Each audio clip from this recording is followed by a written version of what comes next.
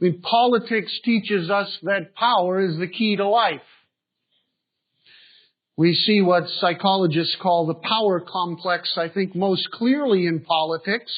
Obviously, we see the changes of power. We see the pursuit of power in the political world. But the quest for power is inherent to human nature. We all have it. We see it on the job, in our careers, in our families. Many a marriage ends in divorce because of the power struggles that take place in that marriage. We want control. We want to be boss. We want power. We see it in churches as well. Power struggles fracture churches. It's all part of what some have called the Eve factor. You remember when Satan was tempting Eve in the Garden of Eden. And she said, we can't eat of that fruit, of that tree. And Satan said, well, the reality is that God knows that if you eat of that tree, you will become like God. And so she ate. Power. Power to control your own destiny. Power to be in charge of yourself.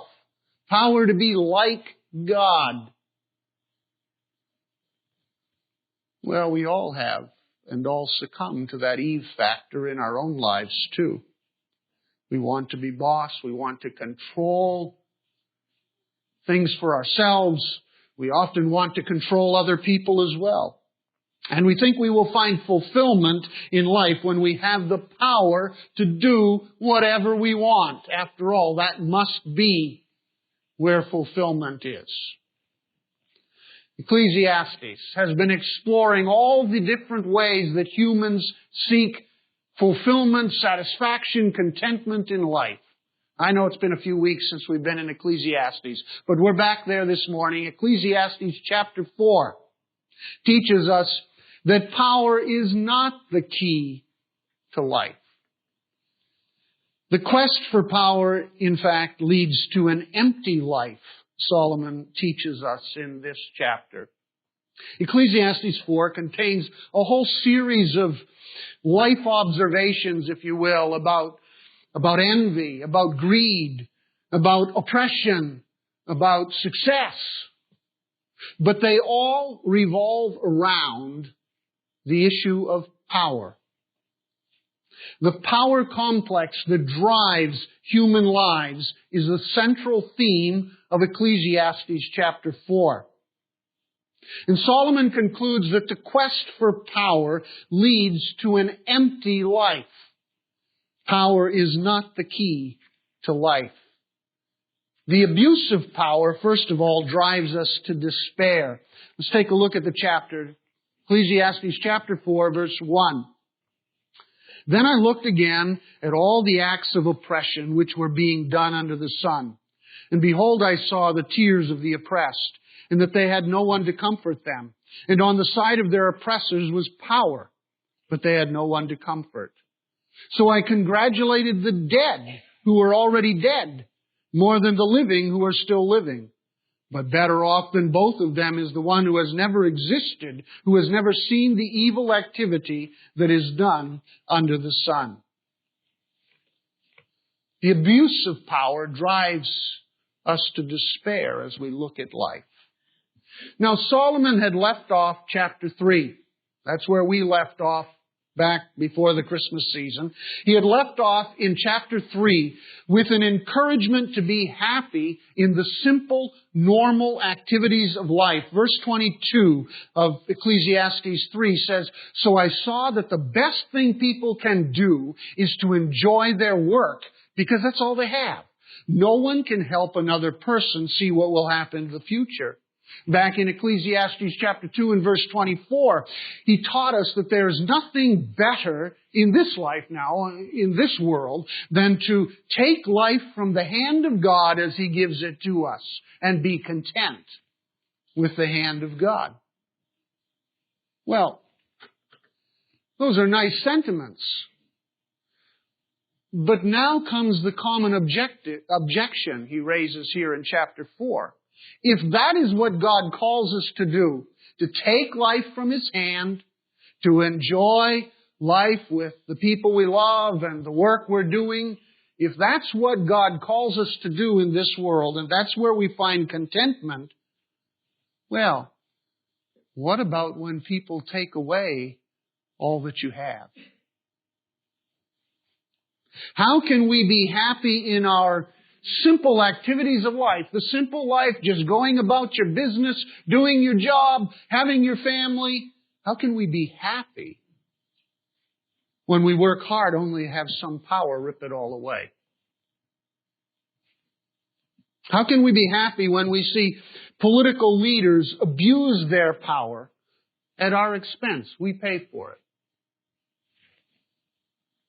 The abuse of power in the corporate world, the business world, kills the simple pleasures of life by taking away what we have. The executive gets rich, and all the little people lose their jobs. The leaders of our government make choices that we have to pay for. So how are you supposed to be happy in life with all of that stuff going on? It's a legitimate question, don't you think? And in our country, of course, the question drives many an election as we seek to change the complex of power that is in place. Now, if the abuse of power is great enough, it's going to drive us to despair, which is where Solomon is here in these opening verses. I mean, Solomon looked around him and he saw that the power brokers of this world caused much suffering, much oppression among the so-called little people. And they had no comforter, he said. No one to comfort them in all of that suffering. And the logical conclusion then was that it is better to be dead than alive if you've got to live through that. In fact, he says it would have been better never to have existed at all. Never to be born at all if we're going to work hard all our lives just to see somebody rip it all away and take it for themselves and oppress and abuse, and we're going to suffer. It'd be better not to be born. Now, you and I might not see the fullness of that kind of despair in our personal experience today, but if you were a Jewish person living in Nazi Germany in the early 1940s, you might reach this same conclusion on the human level, right? Better the people who died than for us to continue to go through this with this evil power that oppresses and we have to suffer. You see, that's the logical conclusion when there is the abuse of power in this world, and we surely see the abuse of power in this world. What's the point of life if we're going to work hard only to have some evil man take it all away? How can we be happy in life when others abuse their power? Now, when Solomon is writing, he's writing about things as they appear in life here and now. And you have to get to the end of the book of Ecclesiastes to get to his answers, his solutions. And that's why I keep bringing you back to the end of that book. So once again, look to the end of Ecclesiastes chapter 12, verses 13 and 14. He writes, "Now all has been heard. Here is the conclusion of the matter." It's the end of the book.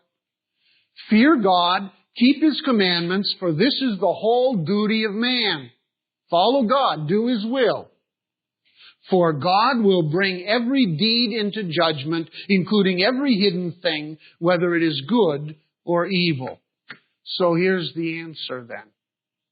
Here's the key to contentment in life when we're on the losing end of all the power struggles.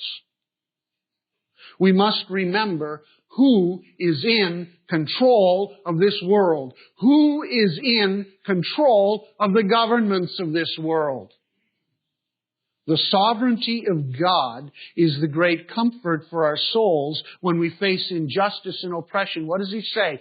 Follow God, fear Him, obey His commandments. Why? Because God will judge all oppression, all injustice. God will right all the wrongs of this world. You don't have to worry about that. You just have to trust God. And that's the only way to find contentment when you're faced with that abuse of power. So we can be happy in this life when we remember that God is in control of this world. And no government, no power, no leader is outside of that control. Do you believe that this morning? It's the only way to find contentment when we look at a world filled with the abuse of power. The corporate world, the government world. Trust Him. That's what God says. We can trust Him to right all the wrongs so we can take each day, Ecclesiastes 2:24, as from the hand of God and be content. Paul addresses the same issues in Romans 13. And he says, God ordains human government. They, like we, answer to God. So we don't have to resort to taking matters into our own hands and abusing our power to curb the abuse of power. It was Bishop Desmond Tutu, speaking at London's Jesus House for All Nations Church, who said these words, "There's nothing more radical, nothing more revolutionary, nothing more subversive against injustice and oppression than the Bible. If you want to keep people subjugated, the last thing you place in their hands is the Bible." Why? Because we know that no man can truly control us. We're in God's hands. And we will follow God's ways. We will trust in God's justice. No human government is the final authority. None. God is. And that's what the Bible teaches us. And once we live by that creed, then we fear no person in this world. We fear no government in this world. And we can find fulfillment in our daily lives, taking what God gives us from the hand of God, no matter what happens. We fear no government, no power, no person in this world. Second principle from Ecclesiastes 4. Success driven by envy produces vanity. Verse 4. And I have seen that every labor and every skill which is done is the result of rivalry, envy between a man and his neighbor. This too is vanity. It is emptiness. It is futility and a striving after the wind, a chasing the wind. The fool folds his hands and consumes his own flesh. One hand full of rest is better than two fists full of labor and striving after the wind. I like the way the New International Version actually translates verse 4. And I saw that all labor and all achievement spring from man's envy of his neighbor. This too is meaningless, a chasing after the wind. Now, Solomon uses a little hyperbole here, a little deliberate exaggeration to make a point. It's not literally true that all labor, everything that is done in this world is the result of envy. But it's not far off as a generality. We see it in the very early stages of human life. In children's lives, you see that rivalry develop. Sibling rivalry illustrates the principle quite well from a very early age. Kayleen Rooser's first grader came home and proudly reported to her dad that she now officially was a brownie. She had achieved that status. She was a brownie. Not to be outdone, her 3-year-old brother Christopher rushed up to Dad and proudly announced that he was a cupcake. If she was a brownie, he was a cupcake. Even children, you see, feel that drive. Looking at one another. Well, I want it too. That's the power complex inherent in human life. And as we get older, we just get a little more sophisticated and clever with our drive. We want to achieve things in life so that we feel superior to other people. The story goes that at a Comdex Computer Expo, Microsoft's Bill Gates compared the computer industry with the auto industry. And he said at that expo, if GM had kept up with technology like the computer industry has, we would all be driving $25 cars that got 1,000 miles per gallon. He got in his digs. Well, General Motors responded to Gates by releasing this statement. Yes, but would you want your car to crash twice a day? Hey, it's not a whole lot different than brownie and cupcake when you get down to it. It's still that comparison, competition, rivalry that Solomon says drives the achievements and the labors of this world. How often do we play the comparison game? And every time we do, think about it, doesn't it lead to discontent in the end? Because you're always going to end up finding someone who's got it together a little bit more, and so you feel discontented. How often does the success of my neighbor drive my desires, my pursuit in life? Do you feel slighted when the coworker gets the promotion or makes more money than you do? More often than we'd like to admit, envy is driving our work and our lives and our pursuit of success. In politics, we love the story of the rags to riches man, right? The person who started at the bottom of life, suffered and struggled, and he rose to power and success through hard work. That's a story that resonates with voters. Unfortunately, all too often, the person with little is driven to that success by the motive of envy. I want what I didn't have, and so I work hard to achieve it. Consumed by that desire. And it's a powerful motive.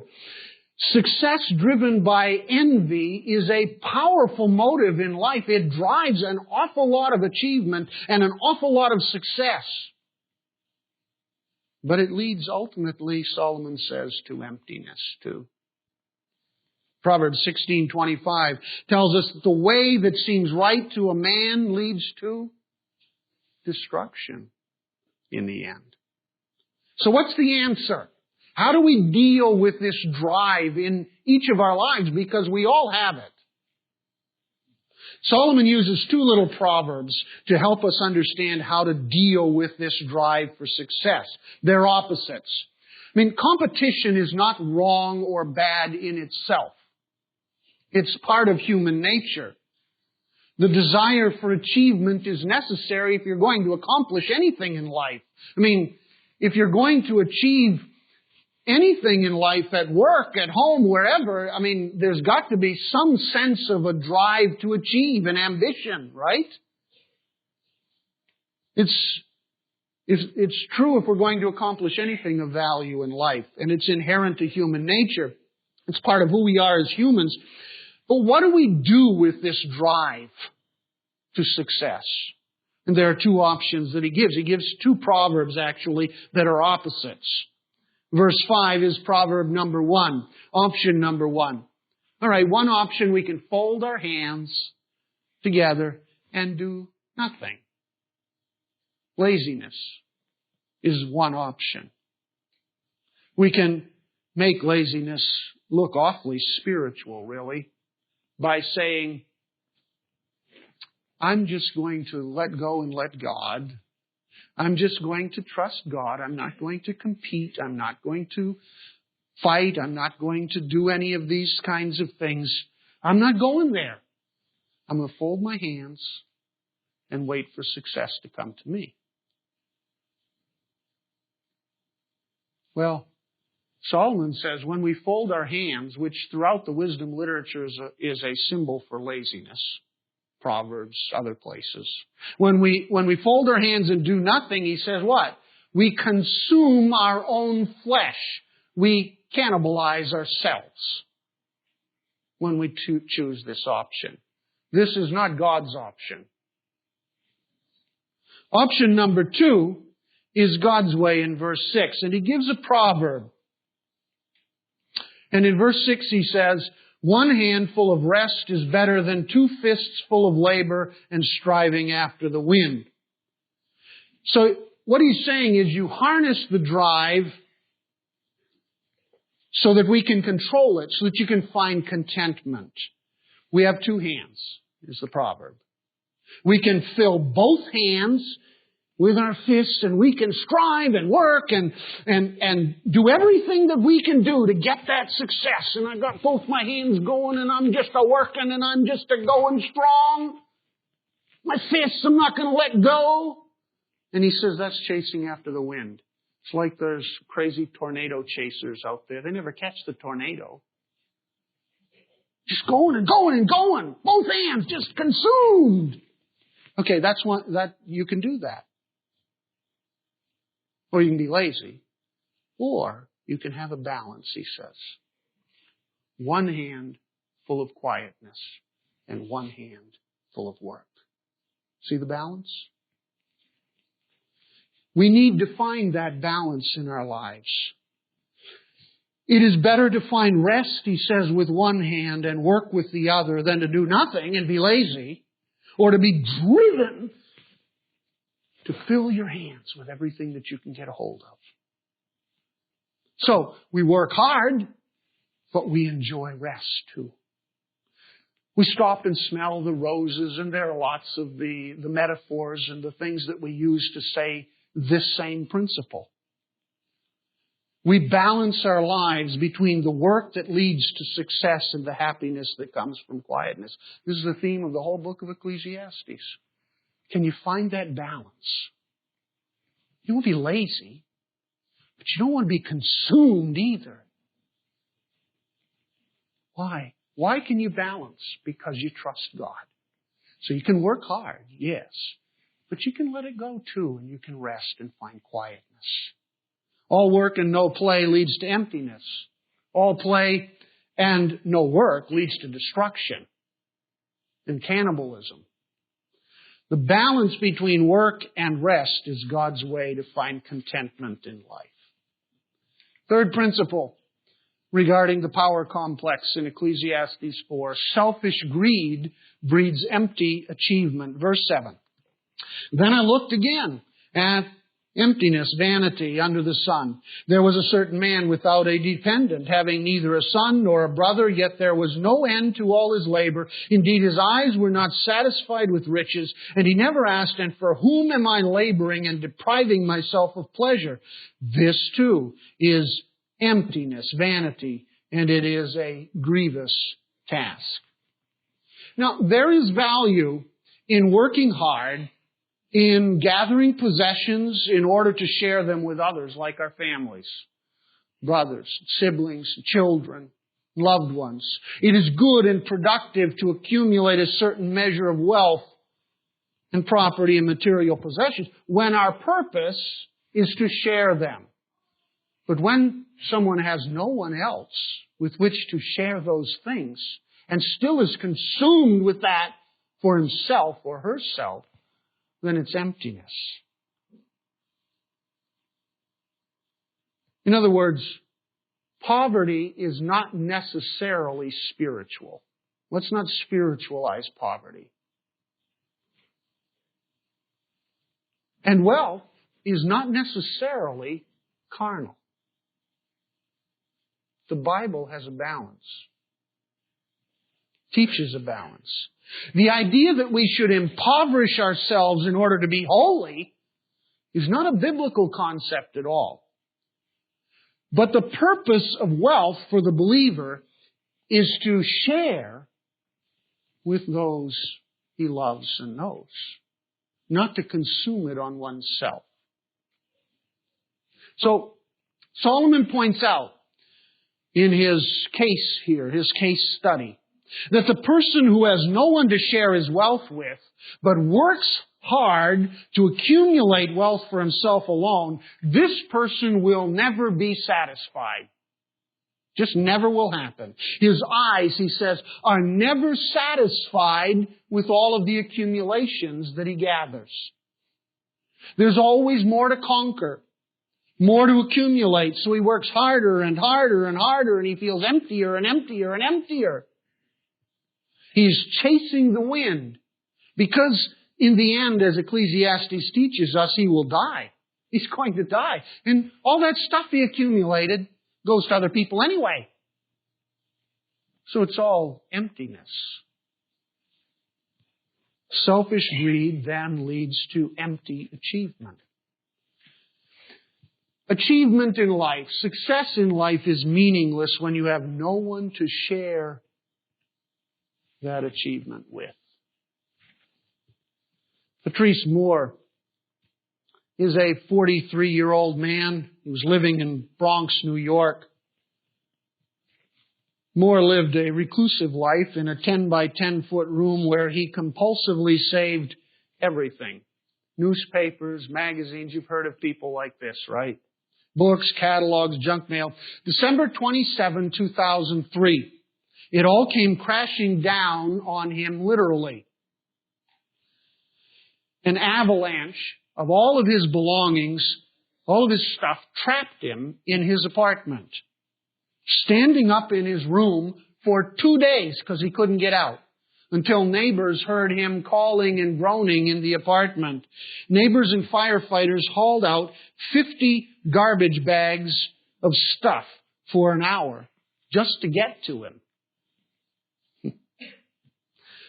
It's a pretty good metaphor, I think, for life for many, many people. Only we don't think it's junk.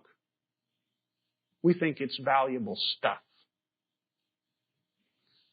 But in the end, we will drown in our accumulations of stuff if we don't learn to share that stuff with others, or we don't have anyone else to share it with.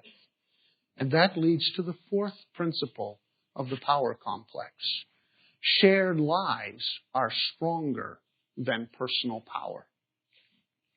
Verse 9. 2 are better than 1, because they have a good return for their labor. For if either of them falls, the one will lift up his companion, but woe to the one who falls when there is not another to lift him up. Furthermore, if 2 lie down together, they keep warm. But how can one be warm alone? And if one can overpower him who is alone, 2 can resist him. A cord of 3 strands is not quickly torn apart. We had a massive oak tree in our backyard. It was the pride of our backyard. Huge. 2 grown men couldn't put their arms around it. Massive. And so when we decided to redo our backyard, we decided to keep that tree. I mean, years ago I built a tree house in about 8 feet up, in the notch of the tree where it's spread apart. And the kids for the girls, and they would play in that tree house. But a few years ago, I had a lot of trees taken down in the backyard, and we left this oak. This was going to be the centerpiece of the backyard.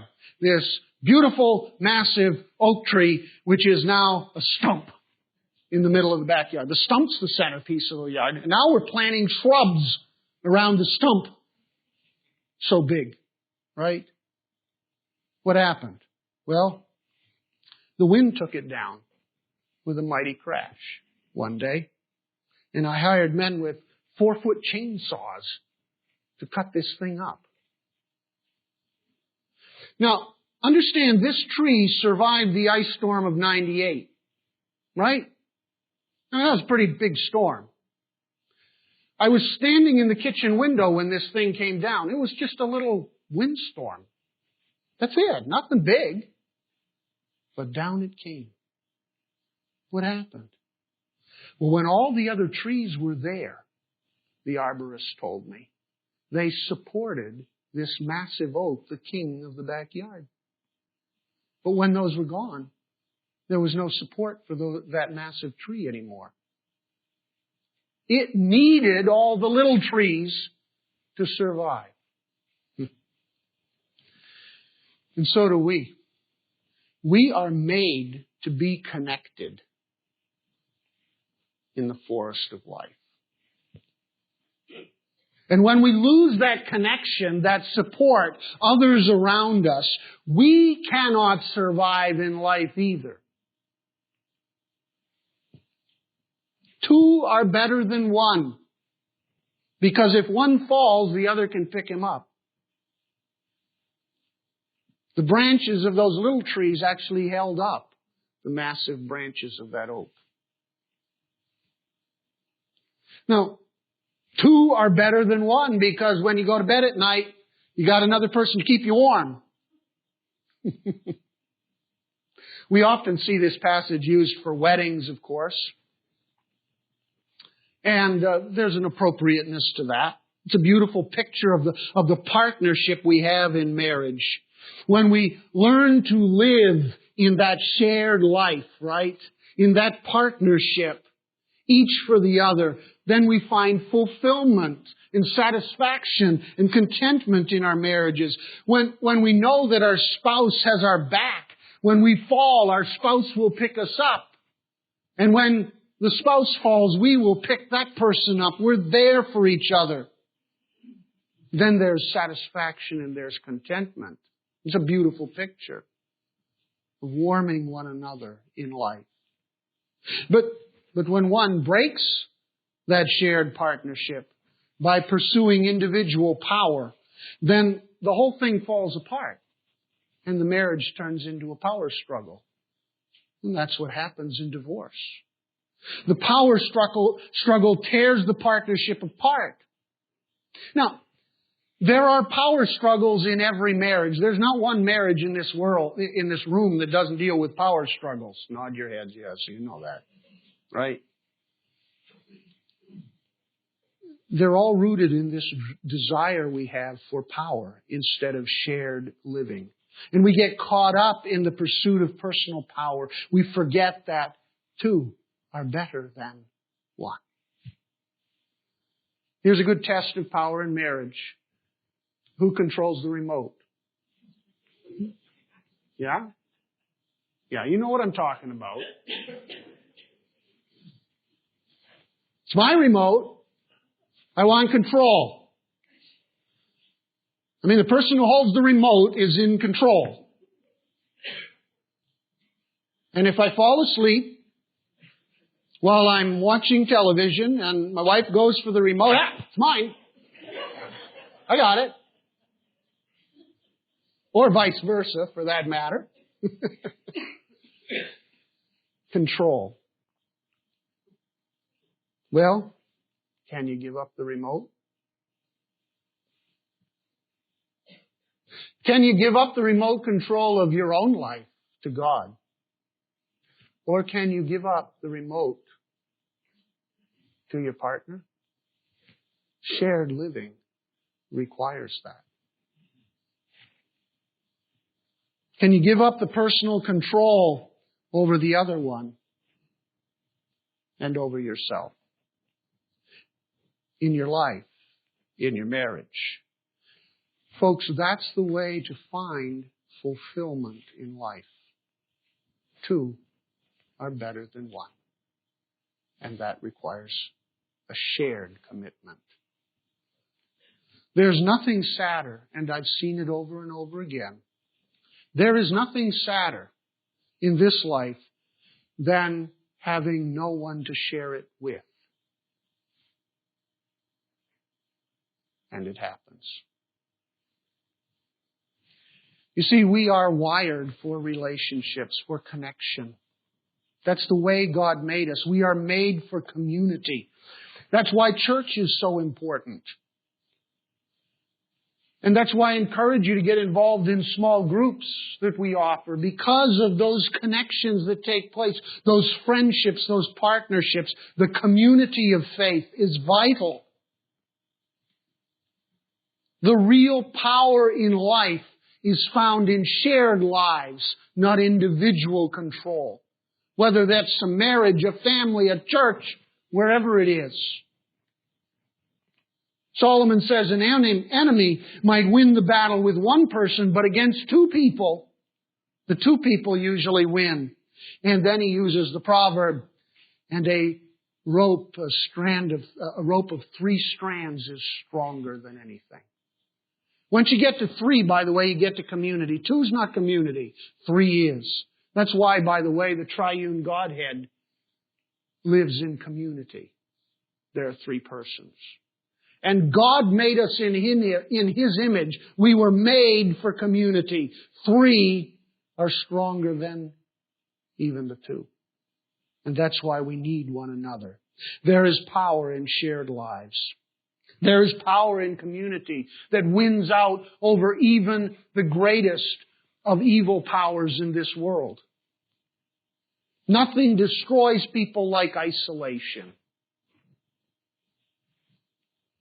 The POWs in North Vietnam shared that principle in the stories that came back from Hanoi Hilton.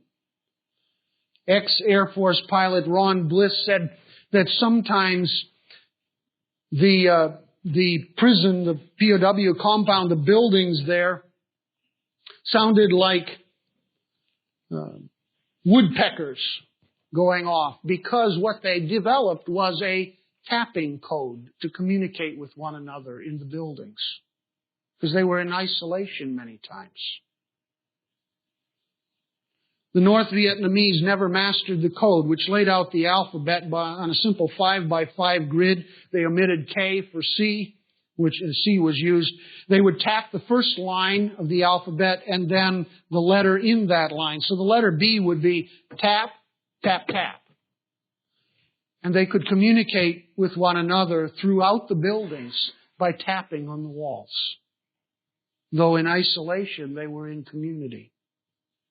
The code flowed so fluently that men told one another jokes.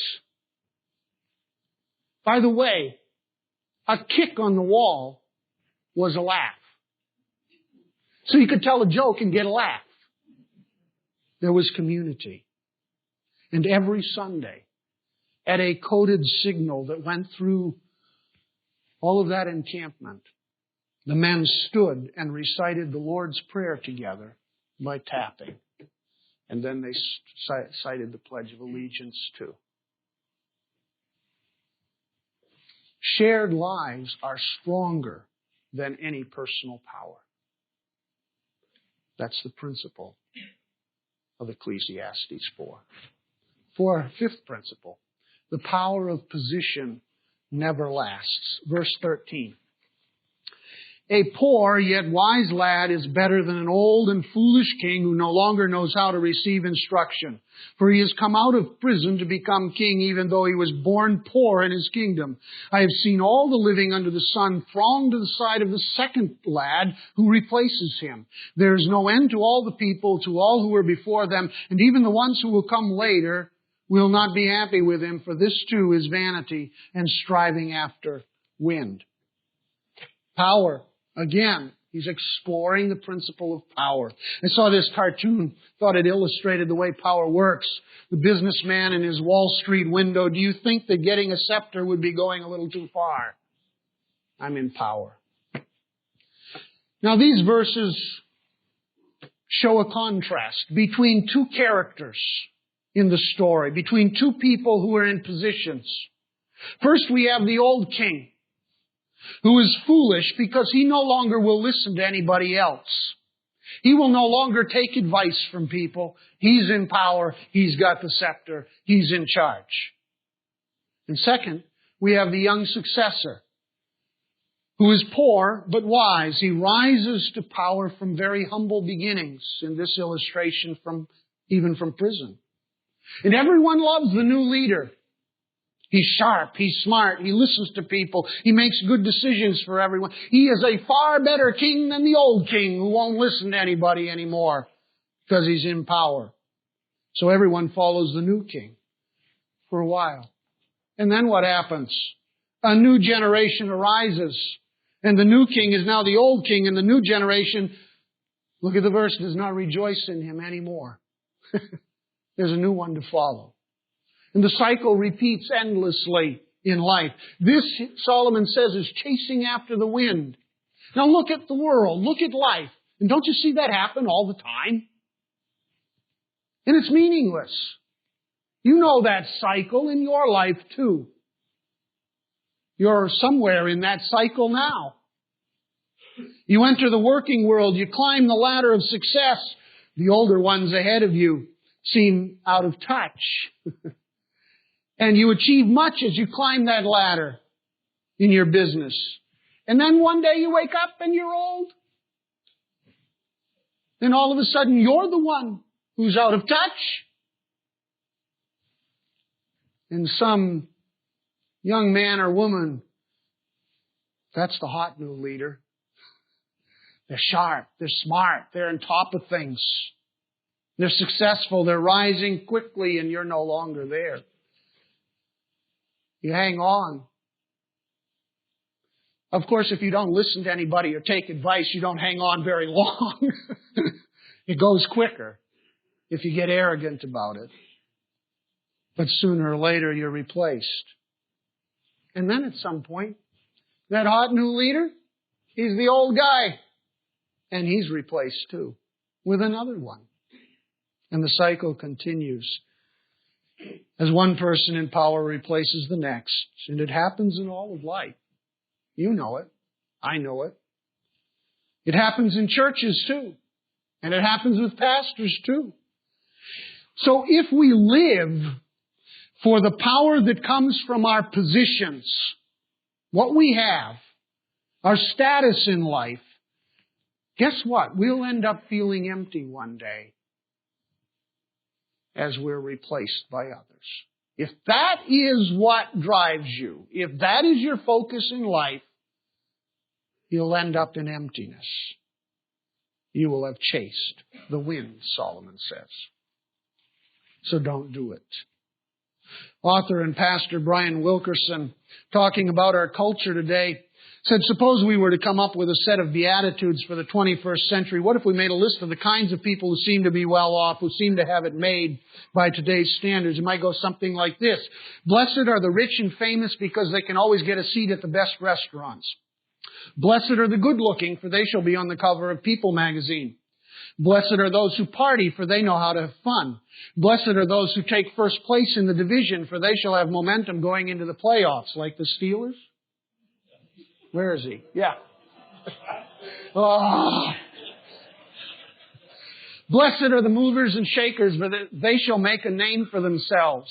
Blessed are those who demand their rights, for they shall not be overlooked. Blessed are the healthy and fit, because they don't mind being seen in a bathing suit.